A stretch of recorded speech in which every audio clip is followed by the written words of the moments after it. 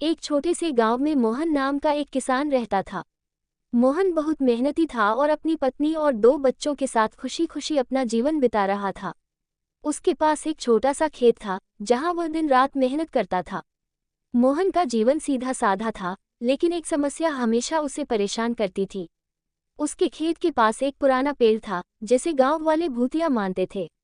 लोग कहते थे कि उस पेड़ पर एक भूत रहता है और जो भी रात में उसके पास जाता है वह वापस नहीं आता।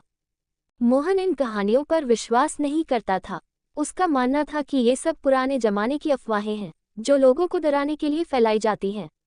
वह रोज सुबह अपने खेत पर जाता और शाम को घर लौट आता। लेकिन एक बार गांव में भयंकर सूखा पड़ गया।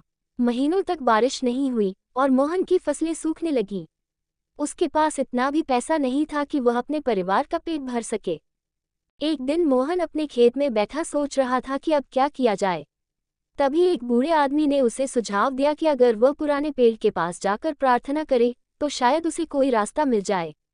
मोहन ने इस सुझाव को अनसुना कर दिया, लेकिन जब और कोई उपाय नहीं सूझा तो उसने सोचा कि कोशिश करने में कोई हानि नहीं है।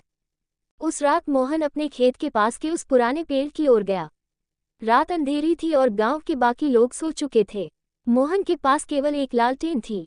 जैसे ही वह पेड़ के पास पहुंचा, उसे एक ठंडी हवा का झोंका महसूस हुआ। चारों तरफ सन्नाटा था और माहौल कुछ अजीब सा लग रहा था। उसने पेड़ के नीचे खड़े होकर प्रार्थना करनी शुरू की। अचानक उसे लगा कि पेड़ की शाखाएं हिल रही हैं, हालांकि हवा बिल्कुल नहीं चल रही थी। तभी उसके सामने एक परछाई प्रकट हुई। ये परछाई धीरे धीरे आकार लेने लगी और मोहन के सामने एक भूत प्रकट हुआ। भूत सफेद कपड़ों में लिपटा हुआ था और उसकी आंखें चमक रही थीं। मोहन घबरा गया, लेकिन उसने खुद को संभाला और पूछा, तुम कौन हो और यहाँ क्यों हो? भूत ने जवाब दिया, मैं इस पेड़ का रक्षक हूँ। जब मैं जीवित था तो मैं भी एक किसान था। ये पेड़ मेरी जमीन पर था और मैं इसे अपनी जान से ज्यादा प्यार करता था। लेकिन लालची लोगों ने मेरी जमीन छीन ली और मुझे मार दिया। मेरी आत्मा को शांति नहीं मिली और मैं इस पेड़ के पास रह गया।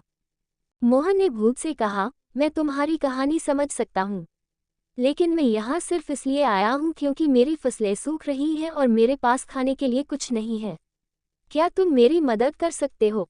भूत ने कुछ देर सोचा और फिर कहा, मैं तुम्हारी मदद कर सकता हूँ, लेकिन तुम्हें एक वादा करना होगा। तुम्हें इस पेड़ की देखभाल करनी होगी और यह सुनिश्चित करना होगा कि इसे कोई नुकसान न पहुँचे। क्या तुम ये वादा कर सकते हो? मोहन ने तुरंत वादा किया कि वह पेड़ की देखभाल करेगा और इसे नुकसान से बचाएगा। भूत ने खुश होकर मोहन को आशीर्वाद दिया और कहा कि अगले दिन उसकी जमीन पर बारिश होगी। अगले दिन गांव में जोरदार बारिश हुई। मोहन की फसलें फिर से हरी भरी हो गई। उसने अपने वादे के अनुसार पेड़ की देखभाल करना शुरू कर दिया। गांव वाले भी ये देखकर हैरान थे कि मोहन के खेत पर हमेशा अच्छी फसल होती थी। उन्होंने उससे इसका राज पूछा, लेकिन मोहन ने भूत की बात किसी को नहीं बताई। कुछ महीनों बाद मोहन ने देखा कि भूत अब पेड़ के पास नहीं आता। उसने समझा कि भूत को अब शांति मिल गई है। उसने अपने परिवार के साथ खुशहाल जीवन बिताया और अपने वादे को हमेशा निभाया।